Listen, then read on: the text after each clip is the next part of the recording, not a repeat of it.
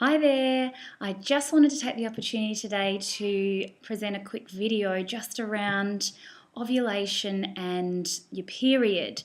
The reason I'm doing this is after one of the seminars that I presented for debunking ovulation, it became apparent that a lot of women don't understand that if you truly ovulate, then it must be followed by a period.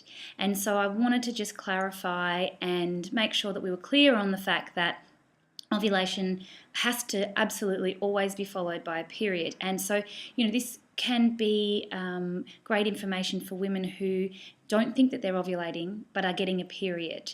And equally for some women who think that they're getting a period and it might not be a true period.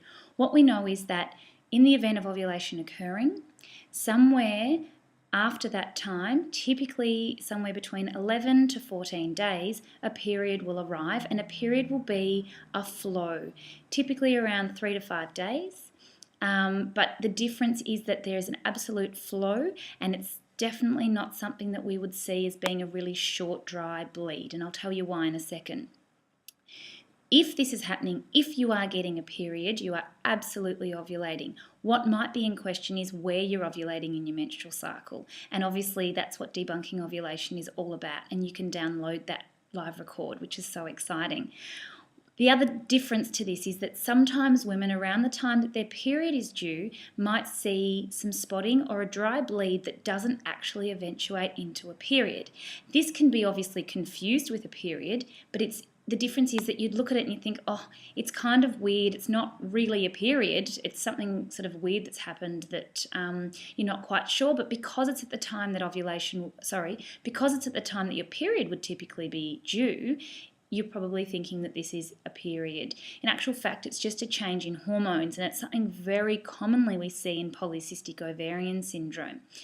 So really the purpose of me sharing with you this today is that to know that you're absolutely 100% ovulating. If you're getting a period that's more than a day, that's a flow. We want it to be obviously a nice red, fresh red colour, but if it's not, that's okay. The main thing is that you are getting a period of time that you're actually bleeding for, and this is not to be confused with that dry bleed that's typically around 1 day that indicates hormone changes in the body. Doesn't mean you can't go on to ovulate after that time if that's happening, and that would typically look like a really long cycle because you've ovulated later. So with this in mind, perhaps you need to investigate further, and that's where I'd encourage you to download the debunking ovulation video, www.debunkingovulation.com. Otherwise, get yourself along to one of the last events. There's still a few tickets left. Sydney this weekend, and then we've released a couple more in Melbourne, back by popular demand. And if failing all of those things, stay tuned for some really exciting updates for the new year. We're going to be releasing all sorts of details about the book and the next live tour. So until then, take care.